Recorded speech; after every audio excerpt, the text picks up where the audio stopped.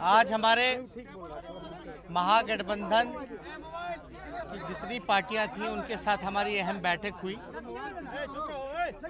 जिसमें कि राष्ट्रीय जनता दल, कांग्रेस पार्टी, सीपीआई माले, सीपीआई, सीपीएम के नेता के साथ हमारी बैठक हुई। और बैठक में सभी लोगों का राय था कि महागठबंधन के तरफ से कल जो स्पीकर का चुनाव होने जा रहा है उसमें प्रत्याशी अपना उतारा जाए। तो हम सब लोगों ने, महागठबंधन के सभी साथियों ने मिलकर के फैसला लिया है कि सिवान से जो जीत के आए हैं, जो सबसे अनुभवी रहे हैं, कई बार बिहार विधानसभा के सदस्य रहे हैं, मंत्री रहे हैं बिहार सरकार में, और राष्ट्रीय जनता दल के स्टेट पार्लियामेंट्री बोर्ड के जो चेयरमैन हैं आदरणीय श्री अवध बिहारी चौधरी जी, उनको हम लोगों ने इस बार प्रत्याशी उम्मीदवार बनाया है। इसके लिए जो औपचारिकता जो पूरी की गई है, विधानसभा के सेक्रेटरी को हम लोगों ने, जो फॉर्म होता है नॉमिनेशन का, उसको हम लोगों ने जमा किया है। और मुझे पूरा विश्वास है कि हम लोगों का जीत इसमें होगी। और बिहार विधानसभा का स्पीकर का जो पद होता है बहुत ही अहम होता है। पार्टी से ऊपर उठ करके सदन को बैलेंस करके, संतुलन बना करके, चाहे सत्ता हो या पक्ष हो, विपक्ष हो, सभी लोगों को पक्ष विपक्ष को साथ लेकर के चलना होता है। जो हाउस की कार्यवाही से लेकर के ज़्यादा से ज़्यादा अच्छे तरीके से हाउस चले और जनता के जो मुद्दे हैं वो उसका जल्द से जल्द समाधान हो, बिना भेदभाव किए हुए सभी सदस्यों की बातों को, उसके लिए उचित कार्रवाई जो हो सके वो स्पीकर को करना पड़ता है। और एक जिम्मेदारी भरा पद, एक बड़ा पद होता है, जिसका हमको लगता है कि इसके लिए अनुभव की काफ़ी आवश्यकता होती है। और अवध बिहारी चौधरी जी इन मामलों में कई बार सदस्य बिहार विधानसभा के चुने गए। पहली बार ये बिहार विधानसभा के सदस्य 1985 में चुने गए थे और उसके बाद से लगातार कई टर्म ये बिहार सरकार में मंत्री भी रहे हैं। और हर एक तरीके से सबसे उपयोगी उम्मीदवार हम लोगों ने पेश किया है। और पूरा भरोसा है कल सदन में जो है हम लोगों पर, अवध बिहारी चौधरी जी पर सभी सदस्य जो है विश्वास करके इनको भारी मतों से विजय बनाने का काम। एमआईएम का समर्थन है आपके पास? एमआईएम का समर्थन आपके साथ है?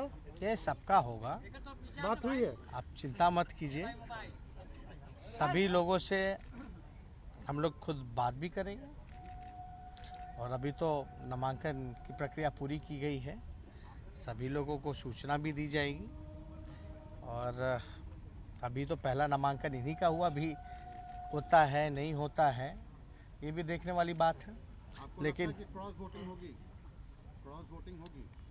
नहीं, इसमें तो देखिए विप तो जारी होता नहीं है। पहली बात, जब आप अध्यक्ष चुन रहे हैं बिहार विधानसभा का, स्पीकर को चुन रहे हैं, तो मेरे ख्याल से जो सबसे उपयुक्त है, उपयोगी है, जो सबसे अनुभवी है, उनको लोगों को चुनना चाहिए।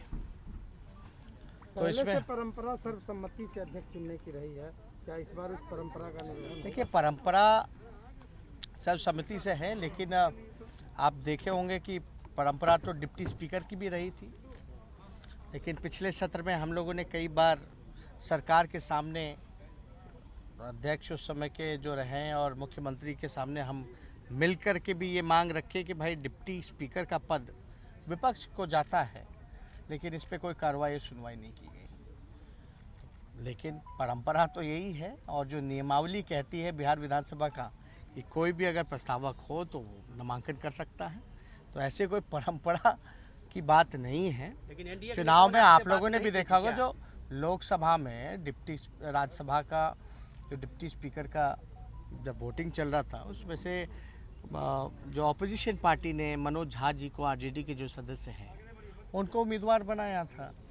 तो चुनाव तो ये तो प्रक्रिया है, ये तो चलता रहता, परंपरा, असल परंपरा तो ही है। लेकिन एनडीए के नेताओं ने आप लोगों से संपर्क नहीं किया था कि एक सर्वसम्मति से अध्यक्ष का चुनाव हो, इस तरह की कोई बात नहीं आई थी आपके सामने? अब देखिए, हर पार्टी का, हर गठबंधन का अपना निर्णय होता है।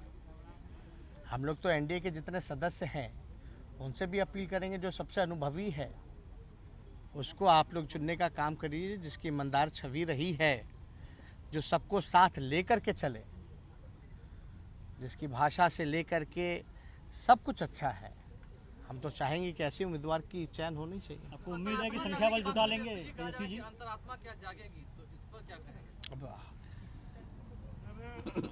अब जागे ना जागे, लेकिन अब तो उन पे हम कुछ टिप्पा टिप्पणी कर नहीं पाएंगे, क्योंकि हम लोगों ने उनके काम को भी देखा है और फिर से वही काम उन्होंने दोहराया है। फिर से भ्रष्टाचारियों को संरक्षण देना और प्रमोशन करना, यही नीतीश कुमार जी का काम रहा है। चाहे बालिका गृह कांड हो, चाहे नियुक्ति घोटाला हो, सृजन घोटाला हो, सभी लोग बड़े बड़े मुकदमे में, बड़े बड़े आपके कोर्ट में मामले भी चल रहे हैं, चाहे सृजन का हो या सीबीआई जांच भी चल रही है। लेकिन एक तो आश्चर्य की बात है ना कि बिहार की जनता ये सोचती कि 60 बड़े घोटाले हो गए, लेकिन अब तक बिहार सरकार का खजाना खाली हो गया, लेकिन अब तक कोई दोषी नहीं है। कोई भूत तो पैसा चुरा के नहीं भागा है, किसी भूत ने बिहार सरकार की तिजोरी तो खाली नहीं की है। कौन अधिकारी है भैया, सब जानना चाहते हैं। किसी ना किसी का दोष तो होगा। जब सरकार ने स्वयं 60 घोटाले जब मानी है, तो उसका जो है वो तो मानना पड़ेगा। हम लोगों का समर्थन है, किसान मजदूरों का, और ख़ास तौर पे हम लोगों की पार्टी रही है। और नौजवानों की, चाहे बेरोजगारी का मसला हो, चाहे किसानों का मसला हो, चाहे मजदूरों का मसला हो, पलायन का मसला हो, गरीबी का मसला हो, हम लोग बढ़ चढ़ करके उन सभी लोगों का साथ दिया है। और हमारी पार्टी में भी इस बात को लेकर के चर्चा हुई है। हम लोग जो है इसका समर्थन करेंगे। लेकिन दोषी कौन है? दोषी है कौन? जिस पे आरोप भी लगे वो भी चुप्पी साधे हुए। तो हमको तो ज़्यादा कुछ नहीं कहना, लेकिन यही तो हम कहना चाहते हैं। 60 घोटाले हो गए, लेकिन अब तक आपको दोषी नहीं मिलेगा। बड़े बड़े अपराध हो गए, लेकिन आपको दोषी नहीं मिलता है। जो नवरुमा कांड हुआ, तो उसका दोषी कौन है? और सिर्फ छोटी मछलियों को पकड़ करके मोहरा बनाया जाता है, बड़ी मछलियां बचती हैं। तो इन सब पर जो है, हम तो चाहेंगे कि फाइल क्लोज होना नहीं चाहिए, बल्कि जस्टिस मिलना चाहिए उसके परिवार को।